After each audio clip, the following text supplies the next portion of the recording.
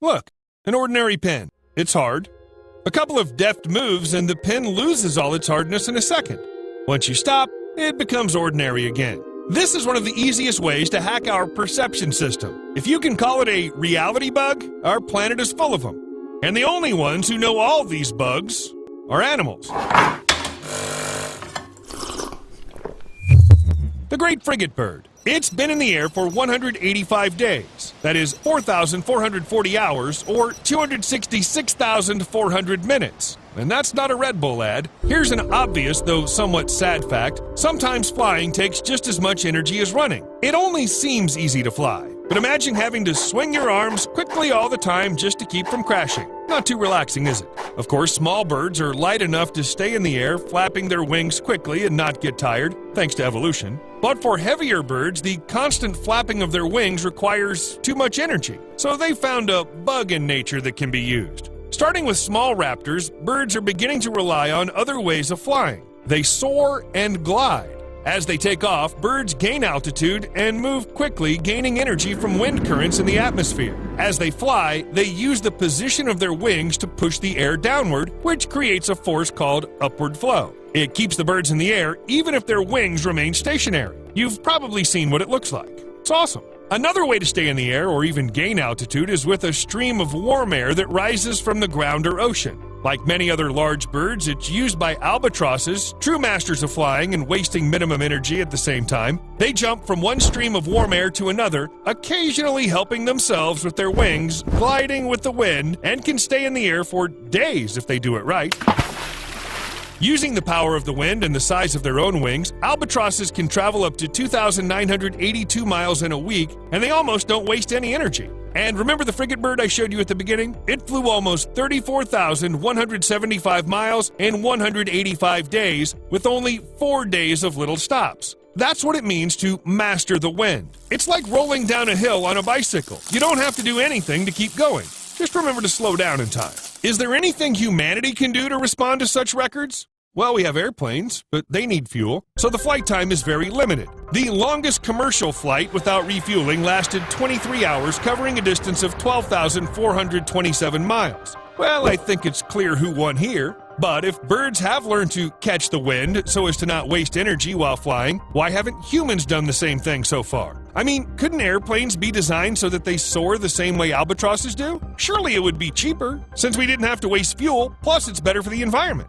Unfortunately, even the lightest airplane is much heavier than a bird, and no amount of air currents coming from the ground can lift it higher, unless a very strong geyser or something like that. However, this doesn't mean that an airplane with all its engines failing at once will crash down. It's designed to glide through the air even without thrust. It's similar to the flight of an albatross. The airplane can fly by the movement of air passing over the wings, even after the engines are turned off. The airliner will have about 20 to 30 minutes of slow descent. On average, a normal passenger plane can fly about 62 miles on air power alone if the incident happens at cruising altitude. It's because the higher it is, the more time the plane has and the stronger the wind. So if the engines suddenly fail at 62 miles from the runway, the plane could potentially land safely. But that's it. The huge metal structure won't be able to catch any warm airflow, gain altitude again, and keep going. That's a nature bug we can't use. But, well, the birds have found others. Have you seen how they fly in a wedge? Quite an interesting way of moving, but they can't use it just because it's beautiful. And scientists have been able to understand what birds figured out a long time ago. Large flocks of birds fly in a wedge and only for long distances. Such a formation allows them to catch the whirls of air formed by the wing strokes of the bird flying ahead. That is, in fact, the bird in front helps the one which flies behind it to fly, and that bird helps the other, and as a result, all in the flock save strength. Besides, the wedge doesn't obstruct view and at the same time facilitates following the leader who makes decisions during the flight. For example, it's the one who finds ascending streams so that the whole flock can move on. It's believed that by traveling in a wedge, birds save up to 14% of their energy and can move faster by as much as 71%. It depends, of course, on the season, wind speed, and other factors, but the fact remains that this is another nature bug animals have learned to use. This time, however, people have also figured out what to do with it. Not while flying, of course. Usually we're talking about various races. Cycling, motorsports, ski racing, or even a marathon, the same bug can be used everywhere. And people move in a peloton, that is, in a group. to do so. Take cyclists as an example. Sometimes the winner of a race is not the athlete who kept the lead for a long time, but the person who suddenly took the lead just before the finish. And it's not necessarily a matter of fatigue of the first one. Moving in the peloton allows riders to save energy by moving in the aerodynamic shadow of other riders. The air resistance in the group can be 5 to 10% lower. Yes, not much, but sometimes even that's enough to win. It's an art to find the right place during the race, not to overtake and not to fall too far behind. You know, I suddenly felt sorry for those athletes who always stay ahead. It's really more difficult for them than for the others. And it's not just air resistance. Whoa, whoa, whoa. I've already said several times about birds catching the right air currents and flying because of it, but I just thought, how do they even manage it? I mean, do they see the air? But it's invisible. Or am I missing something? I had to do some research, and this is what I found. Air is transparent to our eyes because our retinas simply can't pick up the right wavelength of light. That's true for most living things, though. I'm not sure any of them perceive reality as a soup of molecules, but it's possible to see the air, that is the wind, with the help of special devices. Today, there are even special sites with special maps where you can track the speed and direction of the wind in different regions. The redder the area, the stronger the wind, and you really can't just stop looking at this map. I'd look at it for a very long time, but what about the birds? They obviously don't have a special map built into their heads and updated in real time. Right, but they are very good at sensing changes in air temperature. As soon as a soaring bird senses a flow of warm air, it knows it's going to go up and heads that way.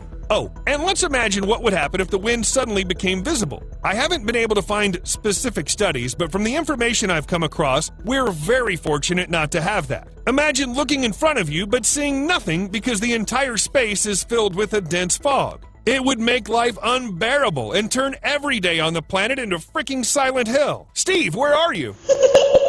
Steve, is that you? Steve! See what I mean? But back to the birds, because that's not all the nature bugs they've learned to use. Have you ever seen a bird fly upside down? Not during really strong winds, of course. In that case, anyone will fly anyway, including dogs, cows, and your neighbor. But birds do it of their own free will, and in the most ordinary weather. Why? See, a bird's wing feathers are attached like slats to a blind. They interlock with each other to form a continuous wing, which prevents air from entering from below. Well, you get the idea. That's how birds soar and don't fall. But if they fly upside down, the feathers sort of open up and the air gets through them. And that's right, the bird starts to lose altitude. Geese use this method to quickly drop speed and land, and during the descent, they turn their head so as to continue to control the whole process. They're considered masters of aviation for a reason. But geese aren't the only birds that turn somersaults in the air, and rapid descent isn't the only reason. Meet the tumbler pigeons. These are pet pigeons that are capable of tumbling in flight. They're believed to have developed their skill back in the wild to dodge birds of prey. And you know, I believe that theory. I mean, look at how they flip. At any moment, quickly, deftly. Now that's what I call a nature bug. Damn, they're not pigeons, they're real ninjas. I love turtles, but these are the real heroes any city deserves. Here they are, from left to right. Donatello, Michelangelo, Leonardo, DiCaprio, Raphael. Wait, what? See you later.